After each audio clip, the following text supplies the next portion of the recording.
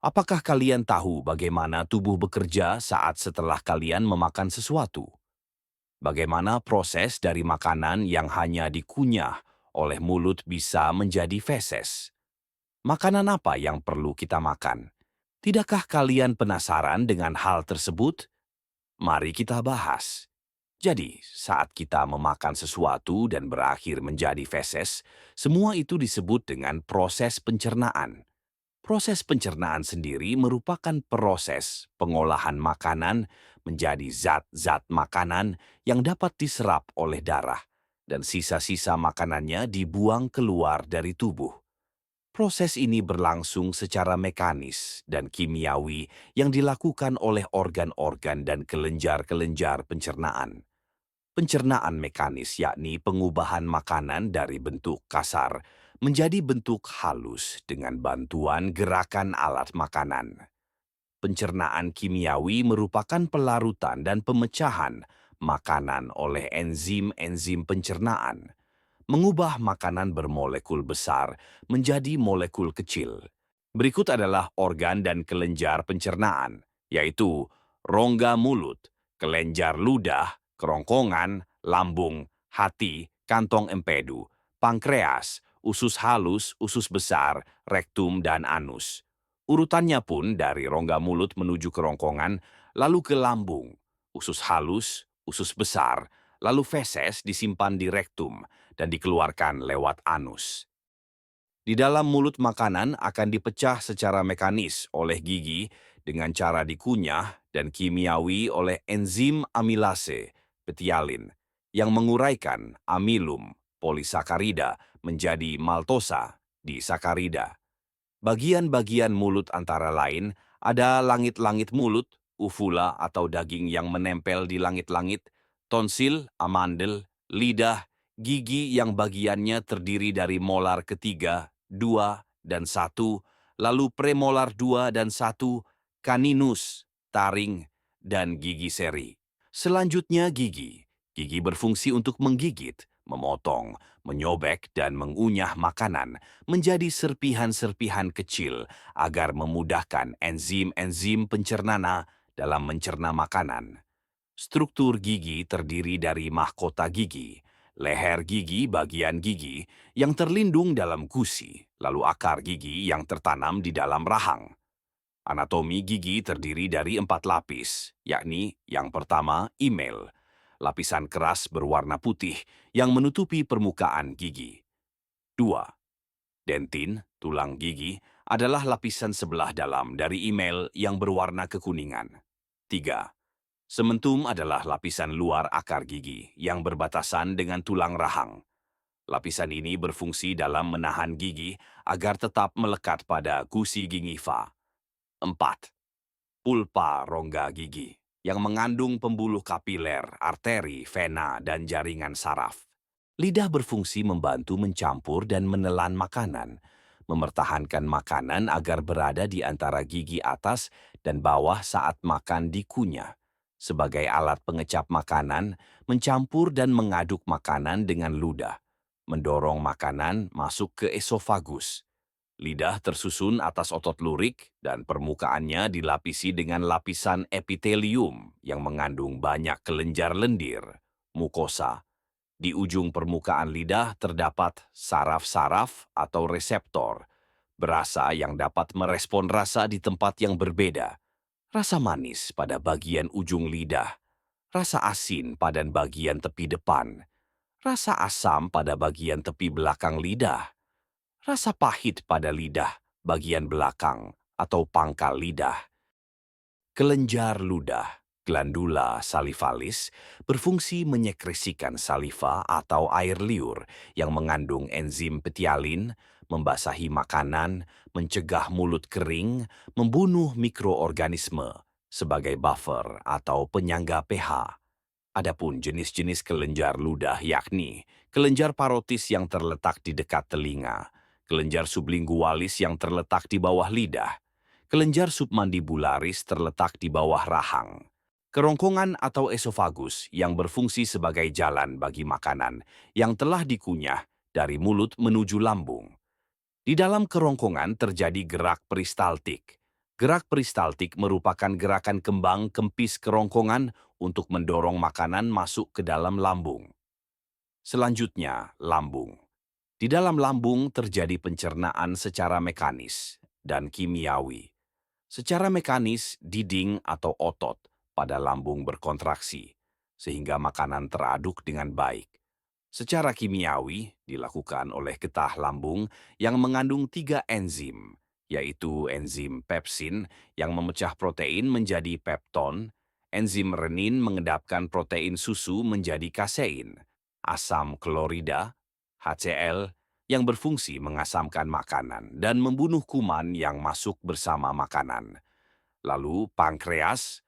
Pankreas adalah kelenjar pencernaan yang terhubung dengan duodenum melalui 2 saluran pankreas. Pankreas tersusun atas kelenjar endokrin berupa pulau Langerhans dan kelenjar eksokrin berupa sel-sel asiner yang menghasilkan getah pankreas. Hati, hepar, adalah organ tubuh yang memiliki kelenjar eksokrin berupa kantung empedu yang menghasilkan cairan empedu yang berhubungan dengan duodenum. Fungsi hati yang berhubungan dengan pencernaan adalah metabolisme karbohidrat dan metabolisme protein. Berikutnya, cairan empedu atau bilus adalah cairan elektrolit berwarna kuning kecoklatan yang dihasilkan oleh sel-sel hati. Cairan empedu mengandung air, garam empedu, garam natrium atau kalium sebagai pengelmusi lemak. Pigmen empedu, bilirubin, yaitu hasil dari perombakan eritrosit, kolesterol, lipid, lesitin, fosfolipid. Fungsi cairan empedu antara lain sebagai pembuangan sisa metabolisme perombakan eritrosit, bilirubin, pembuangan kolesterol berlebih, pengemulsi lemak. Selanjutnya, usus halus terdiri dari 3 bagian, yaitu 1. Usus dau belas jari, duodenum, mencerna makanan dengan bantuan getah pankreas dan getah empedu. 2. Usus kosong, jejunum, terletak di antara usus 12 jari dan usus penyerapan. Usus kosong berfungsi mencerna makanan dari usus 12 jari 3. Usus penyerapan, ileum, tempat penyerapan sari-sari makanan. Di seluruh permukaan dindingnya fili, jonjot-jonjot usus. Lalu, usus besar tidak memiliki jonjot usus, tetapi memiliki daya regang yang cukup besar. Usus besar terdiri atas bagian-bagian berikut. 1. Sekum merupakan kantong tertutup dan memiliki umbai cacing. Kolon terbagi menjadi kolon menanjak, kolon melintang, kolon menurun, dan kolon sigmoid yang berbentuk S. 3. Rektum memiliki panjang 12-13 cm, serta tersusun dari mukosa saluran anal. Berikutnya, rektum dan anus adalah lubang tempat pembuangan feses dari tubuh. Sebelum dibuang lewat anus, feses ditampung terlebih dahulu pada bagian rektum. Selanjutnya adalah makanan seimbang yang dibutuhkan tubuh. 1. Tumpeng gizi seimbang yang terdiri dari makanan pokok dan sayur 3-4 porsi per hari, lauk pauk, sumber protein 2-4 porsi per hari, buah 2-3 porsi per hari, air putih 8 gelas per hari, mencuci tangan, melakukan aktivitas fisik, memantau berat badan dan membatasi penggunaan gula 4 sendok makan per hari, garam 1 sendok teh per hari, dan minyak 5 sendok makan per hari. 2. Piring makanku, yang sekali makan terdiri atas makanan pokok, 2/3 dari setengah piring, lauk pauk 1/3 dari setengah piring, sayuran 2/3 dari setengah piring, buah-buahan 1/3 dari setengah piring, minum air putih 8 gelas per hari, melakukan aktivitas fisik 30 menit per hari, dan mencuci tangan pakai sabun. Berikutnya BMI, Body Mass Index, IMT, Indeks Massa Tubuh, atau BMI, Body Mass Index, adalah indeks massa tubuh yang digunakan untuk menentukan kategori berat badan seseorang. BMI dihitung dengan membagi berat badan dalam kilogram dengan kuadrat tinggi badan dalam meter. BMI dapat digunakan untuk mengidentifikasi kategori berat badan, seperti kurus, ideal, kelebihan berat badan, atau obesitas. BMI juga dapat digunakan sebagai alat screening untuk melihat risiko kesehatan tertentu. Kategori berat badan berdasarkan BMI. Di bawah 18,5 berarti berat badan kurang proporsional. Di antara 18,5 sampai 20, 2,9 berarti berat badan ideal. Di antara 23 sampai 20, 9,9 berarti berat badan berlebih, berpotensi obesitas. Di atas 30 berarti obesitas. Selanjutnya, gangguan pada sistem pencernaan karies gigi adalah penyakit yang merusak struktur gigi sehingga gigi menjadi berlubang. Hal ini dapat terjadi akibat bakteri penghasil asam. Bakteri ini akan berkembang biak dan memakan sisa-sisa makanan yang menempel di permukaan gigi, lalu menghasilkan zat asam. Zat asam inilah yang menyebabkan mineral gigi hilang, sehingga timbul karies gigi. Gigi berlubang biasanya dialami oleh anak-anak remaja sampai dengan orang dewasa. Gigi berlubang bisa dicegah dengan rajin menggosok gigi sesudah makan dan sebelum tidur. Jika gigi sudah berlubang sudah parah, sebaiknya periksa ke dokter gigi. GERD adalah kondisi ketika asam lambung naik ke esofagus atau kerongkongan.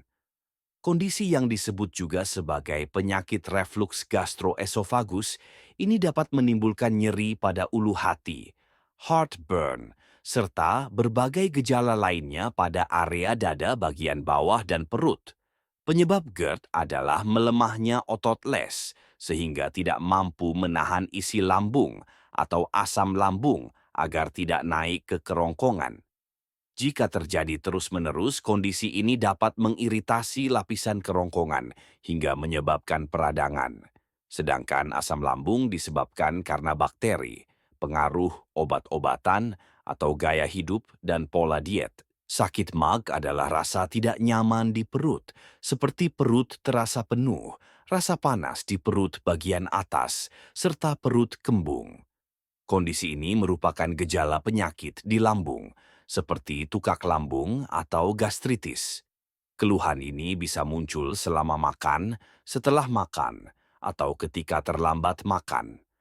Sakit mak sendiri umumnya terjadi akibat lapisan kerongkongan mengalami luka, sedangkan penyakit asam lambung disebabkan karena kenaikan asam lambung yang disebabkan karena kelemahan otot kerongkongan bawah. Kondisi sakit maag pada umumnya dapat diperparah dengan adanya penyakit asam lambung. Perut kembung adalah kondisi ketika perut terasa kencang, penuh, dan terlihat membesar. Kondisi ini terjadi karena gas di perut terlalu banyak, sehingga menimbulkan kram atau rasa tidak nyaman di perut. Selain itu, perut kembung juga bisa terjadi akibat produksi gas oleh bakteri di usus. Pada bayi perut kembung, wajar terjadi hal ini karena terlalu banyak menelan udara ketika sedang menangis atau minum ASI, intoleransi makanan tertentu, serta konsumsi makanan ibu menyusui yang dapat memengaruhi kandungan ASI. Sedangkan perut kembung pada anak bisa disebabkan oleh berbagai hal, mulai dari konsumsi makanan tertentu, kebiasaan makan yang buruk, hingga gangguan pencernaan.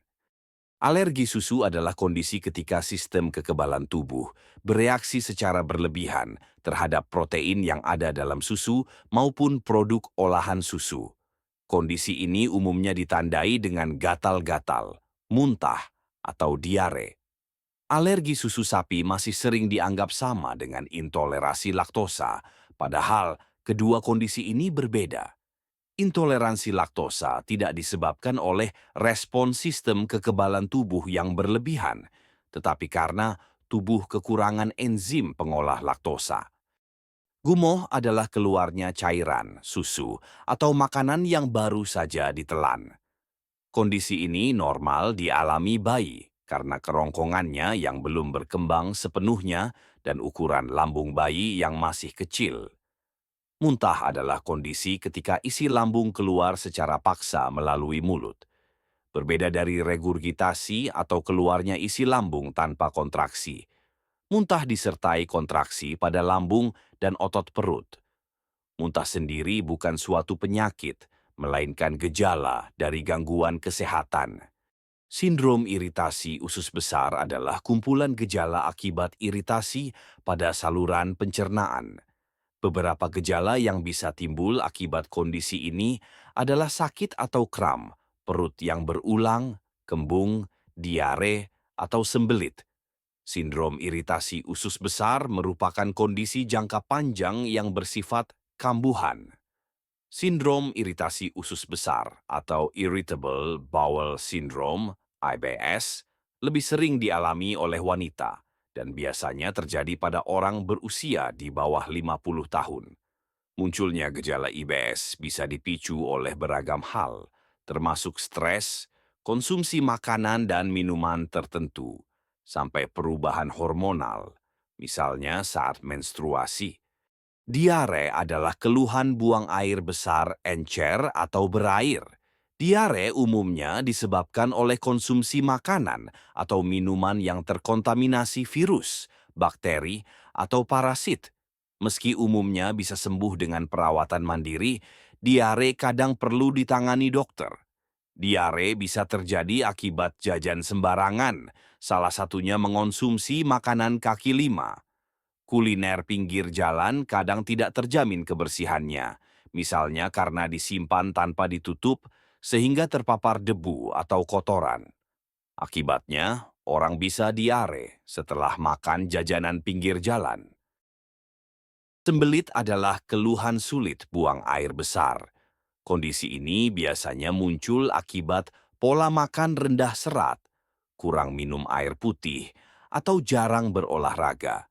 Meski kebanyakan bisa sembuh dengan perawatan mandiri, sembelit tidak jarang menimbulkan komplikasi sehingga harus ditangani dokter. Penyakit usus buntu adalah peradangan yang menyebabkan pembengkakan pada usus buntu atau appendix. Pembengkakan tersebut menyebabkan penyumbatan di mana akaken membuat bakteri berkembang dengan cepat dan terkurung di dalam usus buntu. Akibatnya, usus buntu meradang, membengkak, hingga bernanah. Buang air besar, BAB berdarah, adalah kondisi ketika terdapat darah dalam tinja atau feses. Darah bisa terlihat pada feses atau ketika penderita kondisi ini sedang membersihkan duburnya. BAB biasanya terjadi ketika terdapat perdarahan di saluran pencernaan atau kondisi tertentu, seperti wasir atau radang usus. Pada beberapa kasus, darah pada tinja bayi bisa menjadi tanda infeksi virus, bakteri, maupun parasit. Infeksi ini dapat memicu peradangan usus yang membuat BAB berdarah. Selain darah pada tinja, infeksi usus juga dapat ditandai dengan diare, BAB yang berlendir, demam, serta bayi menjadi sangat rewel. Cara menjaga organ pencernaan yaitu 1. Olahraga yang cukup, konsumsi probiotik dan prebiotik. 3. Istirahat cukup. Keempat, konsumsi makanan kaya serat. 5. Hindari makanan olahan dan tinggi gula. 6. Kelola stres. 7. Makan secara teratur. 8. Minum air yang cukup. Kurangi minum alkohol dan kafein.